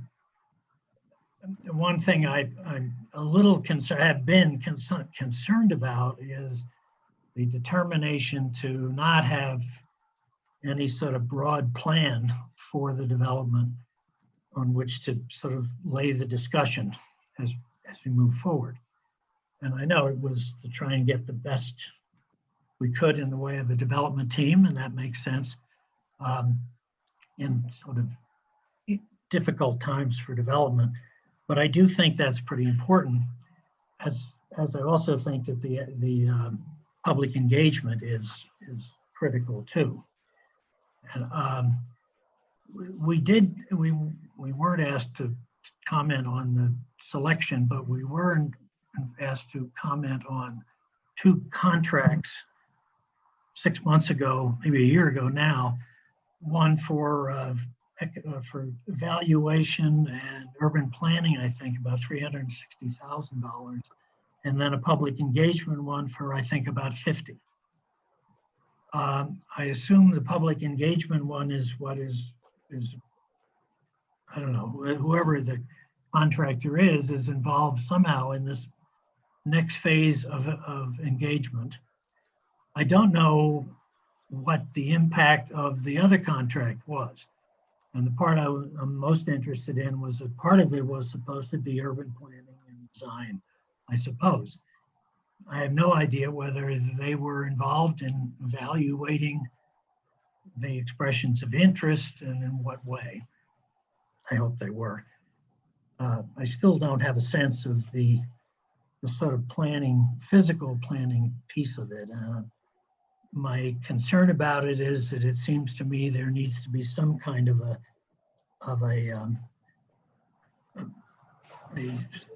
kind of structure for how things can be laid out so that the community concerns about public space, about access, about circulation, and those things are dealt with as the development moves forward. And there are many pieces of it. So that's going to be complicated, as James has pointed out. I think, I'm sorry, go ahead. So we have just to be clear, we have a starting point. We took the planning principles and we took the goals that were laid out in the RFEI, and we worked with Stantec in Denver, and we've got a rough, I'd call it a block diagram that shows you where the existing buildings are, where different types of uses might go. And, that's the place where we would start to engage with the public to deal with all of the topics that you're bringing up, connectivity and transportation, sustainability, walkability, the size of the parks, those kind of things. I think what we wanted to emphasize at the council meeting and in the early engagement process is that's not we're not kidding ourselves. We don't think that's the end plan. That's our starting point. So I hope we didn't confuse anyone by we're trying to indicate a willingness to listen and to change. And, Mark Hogan on our team said it best. He said, you have to draw something to change something. And so he's drawn, we've got something drawn, but we're planning to change it from there. I think the second part to your question, if you can hear me okay, was about the contracts that you guys previously approved. I'll just give a 2-second update. So on it was called the Land Use Economics or Economic Analysis and Urban Planning scope of work. And it was mostly to augment the capacity of city departments. So the Economic Development Department did not have someone on staff, for example, who was adept at doing land valuation analysis at large scale land use projects like this. So we brought them on to help us during the negotiations with the development team. And the urban planning firm was to begin developing the framework for land uses, and also to represent the city's land use department during the negotiations with the development team when they came on board. So their scope is in place right now. Once the development team has stuff that we can begin engaging them around, we'll begin doing that. And so they'll be on board to help augment the capacity of existing city departments. Oh, the $55,000 one is the amount that's going to be used. That team pulled out.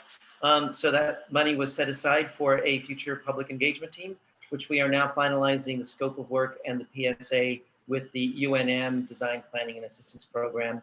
And they had a couple of sub-consultants who are local community organizations that will be on their team as well. Bob, do you have any further questions? Well, housing is a, let me just jump with that and then I'll be quiet. I think the way you expressed the issue for housing, James, was correct. And that's a really legitimate and I think vexing problem in that we have been concerned on this committee, particularly about that stratum of people who aren't at the moment able to enter the general Santa Fe market and need to get something a little more affordable, but not in the low-income category either. But we also need low-income housing, real low-income housing. Hard to do, and it's just there's just not enough money in a low-income unit I'm aware of. One of the things that this project provides is an opportunity to for reducing the cost, which is the cost of the land. The city owns the land. So it seems to me you get into a quandary about, well, do we use this opportunity to ensure that a large proportion, I mean, at least 15, but hopefully somewhat more of the units that are made are in that low income category because you can subsidize them more with the cost of the land or the lack of cost of the land? Or do you want to make sure that there are enough units in this section of the city to support the businesses that we are trying to attract there? I think that was brought up in council, if I'm not mistaken, Madam Chair, maybe you did bring up the issue of what we really need are low income housing. Not very successfully, I might add. Well, I mean, it's a legitimate question. It's hard as hell to provide those units under any circumstances, and we've proven that. It's really hard to get people, a developer with the costs involved to do the 15% or whatever. But here is a place where you have a shot at it by having the cost of the land involved. You can give the land away for the housing if you want, and that would be a major factor in reducing the cost and maybe allowing more low-income units. But do you want to have it to be a low-income neighborhood? So I hope that is talked about in very straightforward and open and thorough terms. James will answer and I'll go first, but because it was a major element of early discussions with the councilors as well as with city departments, that's why the scope of work was outlined as land economics, land valuation. Because as you just described, open space, the value of open space, the value of a piece of property for a civic facility or for affordable housing, that land value is less than one for the film industry, for example. So all of those have to be modeled out, and ultimately the governing body will make a decision about what seems fair, what seems balanced to create the kind of urban, center at Midtown that everyone wants to see. Okay, Yeah. I'm going to call on Sean. You've had your hand raised for some time. Hi, thank you. So I tuned into the community meeting last night on YouTube, and it seemed like Pacifica Ventures was rearing to go to get started on constructing the studios, and they were pretty ambitious in the scale that they wanted to build there. And just wanted to know if you had any models previous work that you've done or that you know of that's been done of, multi-use or multifamily housing being built next to like a fully operating movie studio? I'm going to have to confess I don't. And that's one of the planning challenges here. I think that, studios are unique. They need a big parking lot that's free and clear of obstruction, so you can do a lot of different things on it. They, between us, they're not the prettiest buildings in the world most of the time. They need their own level of security. A lot of the production companies want to be, don't want people wandering around in a movie set, and because they might get hurt or they might, be a distraction, those kind of things. And so it's a unique challenge. And I don't, I've never taken one from the ground up.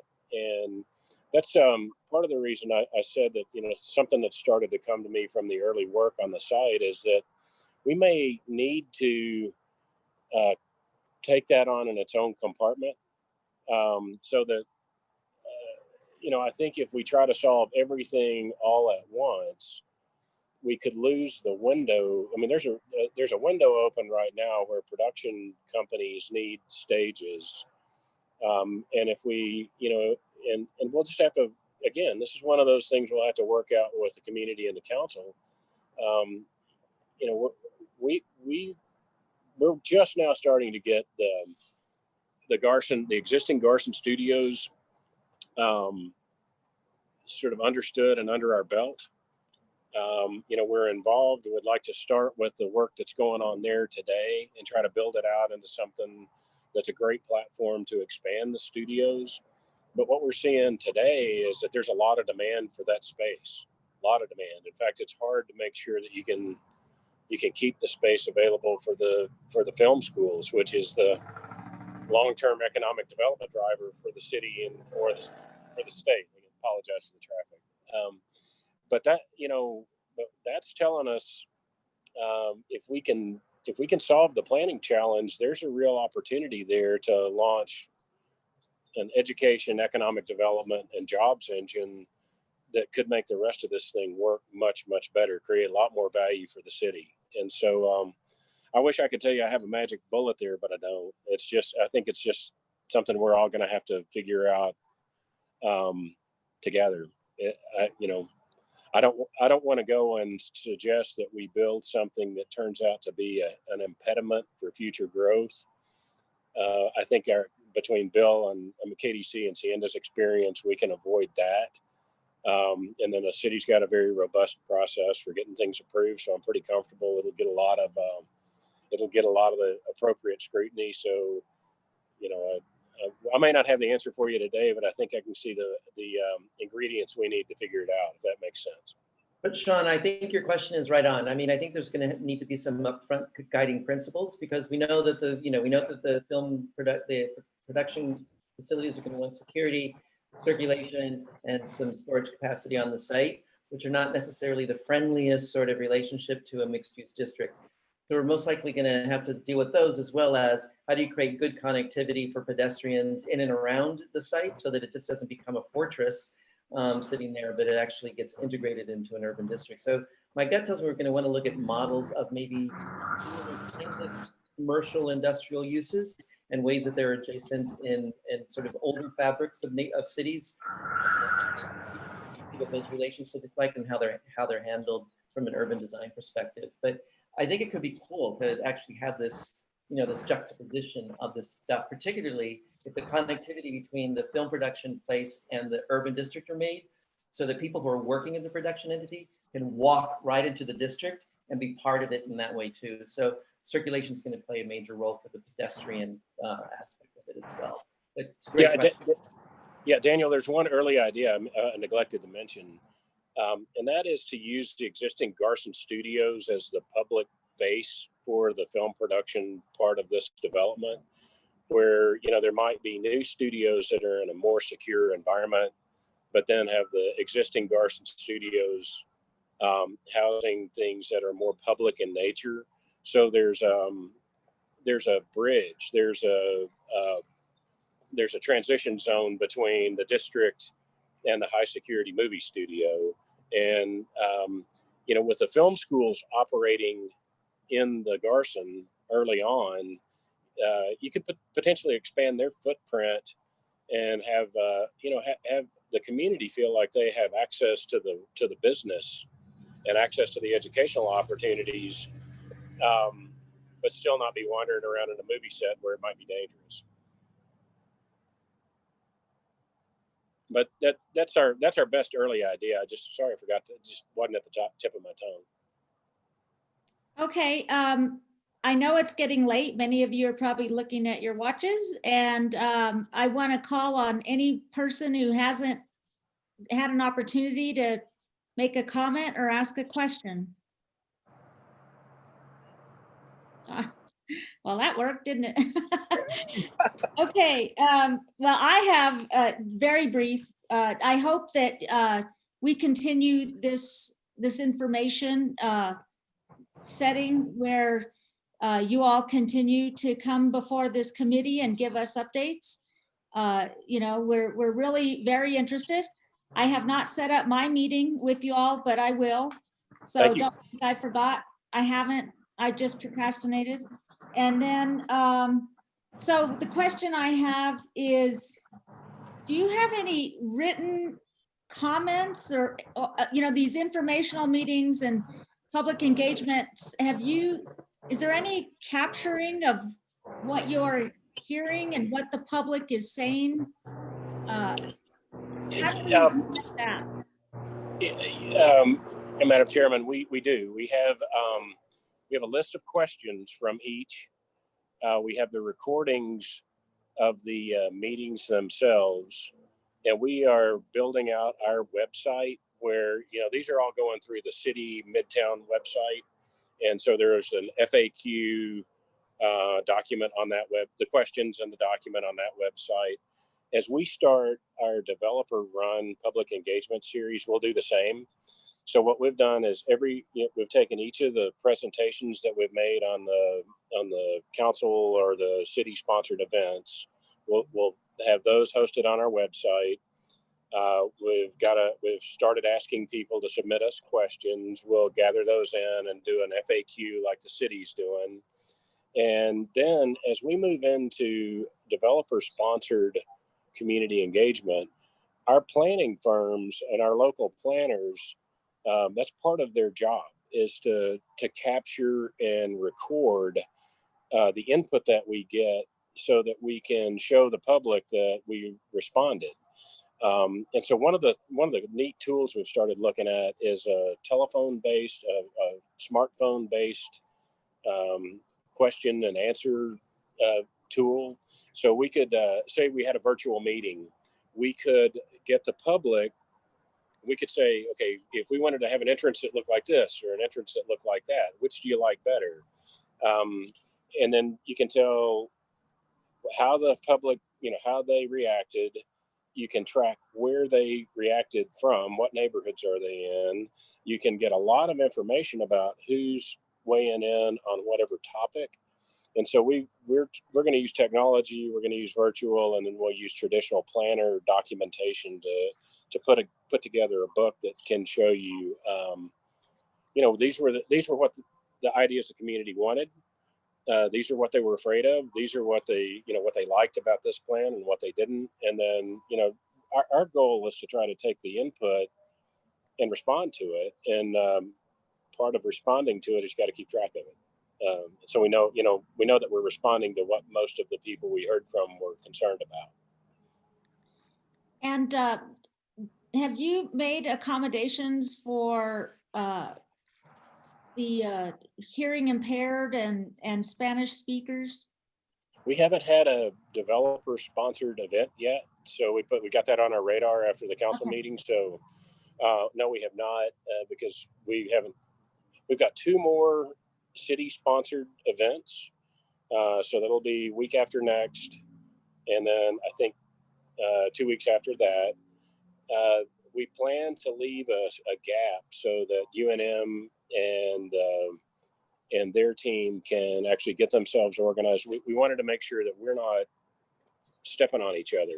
You know, if there's 3 meetings on the same night, it'd be very difficult. And so we're trying to space it out so we have city, developer, and community partner focused engagement activities that roll out in a sequence, not on top of each other.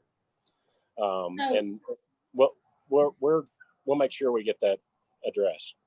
Well, so I guess maybe Daniel, the city hasn't done that yet either. Done an interpreter for hearing impaired, or ensured that there's a translator for maybe Spanish speakers. So the scope of work includes a series of, you know, how to ensure that the process is inclusive. And that's also one of the reasons we wanted to create this community advisory group, so that they're bringing those kinds of principles to the scope of work as well. But yes, multilingual, people with hearing who are hearing impaired, and to the extent that if at some point in the future that there's accessibility or meeting in person, that accessibility needs are met as well. But of course, I was looking for just a yes or no. So am I to say that these public engagement meetings being held now do not include an interpreter or Spanish? We're using your platform, the city council's platform, and that's what we're using right now. Is there an interpreter hearing impaired? I don't think you guys have one, are you? Because we're just basically mimicking yours. So the answer is no? The answer is we're doing what you're doing. Yeah, Madam Chair, there's no translator. I don't know what we're doing. Yeah, Madam Chair, there's no translator. You know, these are on YouTube, which allows you to you know, for translation and for I forgot what it's called now with hearing impaired. But currently there is no multilingual simultaneous translation at the town hall meetings. You know, that leaves out a certain of our population, right? Currently it does, but we also have other engagements where we talk about what's happening in Midtown. A perfect example is the Somos Facebook Live events, which are all in Spanish. But currently we don't have a simultaneous translation service for the town halls, but we're using YouTube, which has those capabilities where you can listen to the town hall in another language, and also has transcripts that come with it. But we have not reached that that level yet. Well, you know, the governor's doing this with all the COVID updates. I would think that we can make accommodation, and I think we should, because the Americans with Disabilities Act requires it. Mm-hmm. So anyway, that's it. Yes. Yes. Joe, I see your hand up. You must be telling me time's up. No, we are currently working with Jesse's office and with what's Jeff's name? The guy, Jeff Norris. And the new Prime Gov unit that we have, or we're working with somebody where we will have both Spanish subtitles and closed captioning within, like, off by a half second or so of what's going on. And so we are currently going to check it out for about a month to see if it works, how it works. And then if it works great, we're going to implement it. Fantastic. Thank you. Yeah. Okay. I'm going to close the discussion on this. I think it's been very fruitful. Thank you all from Sienda Partners for coming to enlighten us on what's happening these days. I know that we very much appreciate it, and we hope to have you back. So invite us and we'll be here. Okay. All right. Thank you for the invitation. And thank you, Mr. Guthrie, for coming as well. And I don't know if there's anybody else on here. Oh, Daniel. Thank you, Daniel. All right. So the next item is items from staff. Yeah, Madam Chair, this is Rich. Bill, maybe if you could mute. There you go. Chair, as we do not get to do these EDAC committee meetings frequently, I wanted to make sure that the staff can provide you an update on what we also been working on beyond Midtown, beyond COVID-19. So there's a series of slides that the staff have a quick update for you. Shouldn't take long, but I thought it would be great to have this committee be aware of some of the other activity that's happening economic development. So how many minutes is this, Rich? it probably will take 15 minutes max. Oh, is there a way you can email that? Oh yeah, I'm going to send it to you as a PDF, but this will be a quick update from all the folks, unless you just want us to send the PDF to you. I think it would be good to send the PDF. Okay. And if you want to speak right now to any highlights in a few minutes, Yeah. that would be fine. Yeah, that's a good point. I'll breeze through. How's that? And then we can find things of interest. Let's see, just good idea. Okay. Let me just get my thing here. Wi-Fi hotspots. We are about to launch our Wi-Fi hotspots. Sean Moody and Lauren Lucero are on the phone, and they've been working on getting those together. We just got all our contracts signed, and HEI is the company that's working on it, and we will be putting them in these 10 locations you can see on the screen. Hopefully by the 1st of June, they'll be ready to go. We have an interested party that wants to do a Santa Fe fun type of activity once more people can congregate by using drive-in movies, using the hotspots as a space for drive-in movies so that you're in your car versus tucked away. So we're working with a couple of organizations that ultimately want to see that as an idea. We're doing business analysts. We're hoping to provide more data on the work that we're doing. We're looking at distributing 14,000 face masks as we open up the city, and we're going to distribute them through our food bank and prepared meals program. And then Janice is also working with a local nonprofit called Vital Spaces that we're going to do they'll have a couple of art installations that talk about the current state we're in, but also focus on being Santa Fe safe. She's also working on workforce development. As you know, we're in an economic catastrophe and downturn, and so we're trying to figure out how to keep our youth working. We have college kids here for the summer. We have high school graduates. We have people who are unemployed, so we're looking at ways to jumpstart our workforce development and job skill training. We talked about the hotspots.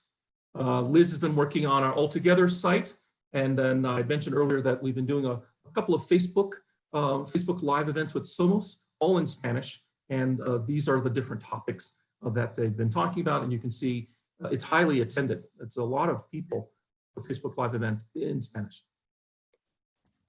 Right. This just was a slide about the outreach. Here's what's happening in Midtown. We're reaching out.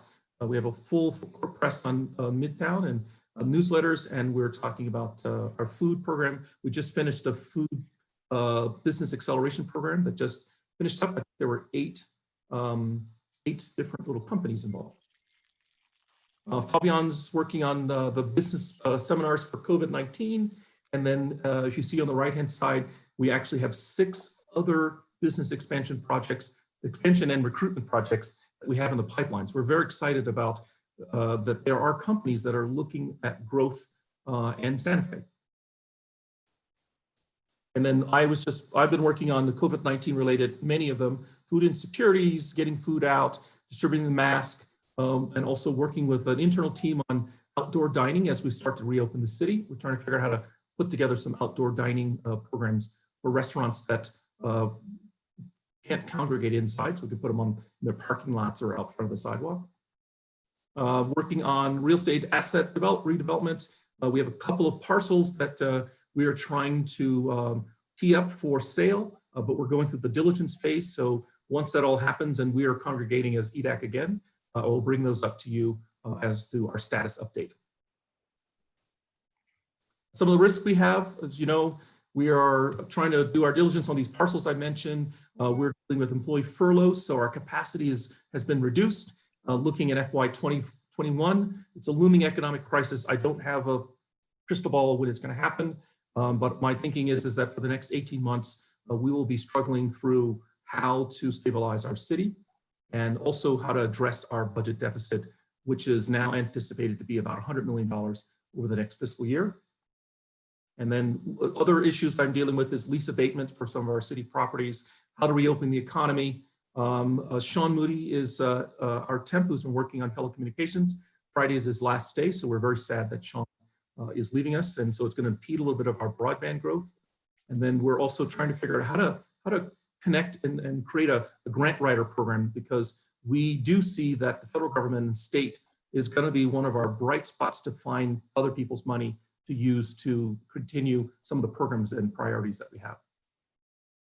And this last slide's just it's just a timeline launching our Wi-Fi hotspots. We hope to have the outdoor program on June, possible reopening, state reopening announcement. The fiscal year begins in July. And then we're hoping by first week of July that we have a public notice on one parcel, which is the Santa Fe Estates, for sale. And that's it. Okay, thank you so much. So if you would follow up and email that, and I'm sorry to cut your presentation short. That's okay. But in the future, if you have something like that, please make it part of the agenda so we can review it prior, and then we can, have questions ready. Sorry, we were scrambling up until about an hour. So okay, that's I understand. Yeah. So all right. Next item is, and thanks to the staff. Thank you for all the work you're doing and keeping everything afloat. These are impressive things that you're doing, and I'm sorry that we're not right now taking the time to go over each and every one, but everything you're doing is very important, and you're appreciated. So thank you. And Sean, I don't know, you're a man with 9 lives. I think you're ending life number 6. Maybe, I'm not sure, but you've done a lot of stuff for the city and you seem to pop up everywhere. Cheers. I'm not sure how to take that, but thank you. No, it's a good thing. Yeah, thank you. That shows that you are invaluable. Yes. So thanks for everything. And wish you well until we see you again, which I'm sure we will. Thank you very much. Okay, next items from the committee. Anybody have anything to add? John? Thank you, Madam Chair. I know you're eager to wrap up. I'll try to be brief. There's a couple of things I just wanted to mention. This is just a comment. We can talk about it perhaps at another time. To get that email about the discussion on Midtown, we got an email on Monday morning saying the public could ask questions for a city council meeting that was happening that night at 4 o'clock. So it was a pandemic Monday work day, and the email came saying, okay, you've been hearing about this for 2 years, and now it's time if you want to ask a question before the council makes this momentous decision. That was brutal. That was not what I had in mind when I spoke in February about good PR. And it was reflected in the council meeting, which I watched very carefully. There were clearly councilors that were somewhat broadsided by it, felt unprepared. One councilor, 45 minutes into the meeting, said, what are we voting on tonight? I recognize that our worlds have been turned upside down, but this is a 10-year project or whatever it is. It's a massive project. There's no excuse. The pandemic's not an excuse. Nothing's an excuse. I'd like to see the PR managed well. I'd like to see the committee feel a part of it. I'd very much like to see the community feel a part of it. And when the councilors aren't feeling like they're a part of it, it's a problem. And that's all I'm going to say on that. I could say more. My feelings run deep. And I thank the councilors who were vocal that night because they were reflecting how a lot of people in the community feel. Somewhat related to that, again, I'll try to be brief here. If you read the editorial in the New Mexican today, apparently our city's covered in trash after the Memorial Day weekend. Nobody picked up the trash anywhere. There had been a letter to the editor a couple of days prior from a citizen saying, why isn't anyone taking care of our city, pointing out City Hall and various places being dirty. We went through a year of weeds not being picked up. We went through a year of potholes. I had a traffic light out for over 6 weeks in my neighborhood that I nearly lost my life at because the light was out for 6 weeks and people were doing what they wanted to do. We just had an issue 2 weeks ago where evidence was lost in a child abuse case in the police department. I called the water department recently. They didn't call me back. I could go on, but particularly these things that affect, these are economic development when it comes to the look of the city, medians, weeds, trash piling up in the plaza and places like that. And this is a time as rough as it's going to be. And we may have to make decisions come July about what we are and aren't going to do as a city. We will be making those decisions. But in the midst of all this craziness, I think we have to look for opportunity. One of the bright spots of things that are going on right now is that employers have finally realized what some of us have known for decades, which is that employees are really productive at home, sometimes way more productive. And big employers are noticing that. What does that mean? That means people who want to get out of their cities, who want to have a higher quality of life, who see that Santa Fe real estate is going to maybe be at an all-time bargain, we could attract some really good people, really good workers to our community, entrepreneurs, people who might come here, start businesses, or at least draw a big income. That's just one of the possibilities. We could also attract entire businesses that may want to relocate to less dense areas, or just are going to make changes during this time. Great things happen during depressions and downturns. And those are some of the opportunities that we have right now. And I think that people who come here, and if they see trash, and if they see a city that is arguing in the papers about taking care of itself, a tourist town, a centuries-long tourist town that isn't taking care of business like trash, it could cost us. And we'll never know what we didn't capture because somebody came here and found us squabbling about Midtown, squabbling about weeds, and squabbling about potholes. So this is more for city council. But I bring this up at the Economic Development Committee because I think we really have to mind our city right now for our own esprit de corps and for our own sense of self, but also for the opportunity that we have to change the arc of the types of people and businesses that we might be able to attract here before this thing is all over or when it's all over. And so maybe you want to talk to your counselor, maybe you want to go to City Hall meeting, but this era of departments not doing their job and making us proud of the way things look and feel has got to come to a stop. And that's all I have to say about that. Thank you for the time to express myself on that. Thank you. Your comments are well taken. And my sentiments exactly. Editorial comment here. All right. Thank you. Bob, do you have something? Oh, hang on. Bob, can you unmute? I unmuted you. There you go. I wanted to support John's comments, particularly regarding the Midtown campus process, as I'm sure is obvious. And I have two very critical but short items. One is it's nice during the pandemic to know that certain standards of lifestyle are maintained. For instance, that John continues to wear a tie even on Zoom. We appreciate that. And then I didn't know, but I was happy to learn today of Fabian's sainthood being declared apparently because he's had this halo around his head for the whole meeting. And that's what happened, that he was made a saint, appropriately so. Thank you. Thank you for that. That's interesting. And Fabian, you have a few more minutes to wear that title. All right. Anybody else?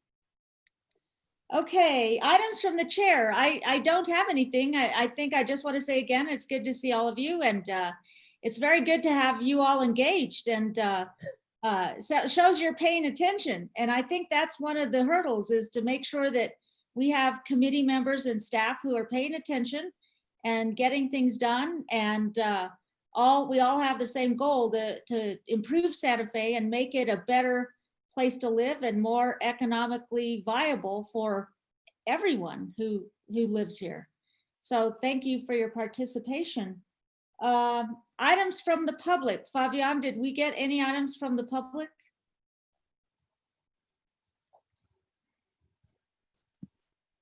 Madam Chair, we did not. Okay. So then that brings us to our next meeting date, which is June 10th. Fabian, we're on schedule for that. That's around the corner. Yes, if we have action items, we will meet. Okay, thank you. So thanks for all of this, and those of you who are going to attend the council meeting, we'll see you in less than 2 hours. So thanks a bunch, and I'll call this meeting adjourned. Have a good day, rest of the week, rest of the month. Thank you. Take care of yourselves. Bye-bye. Bye.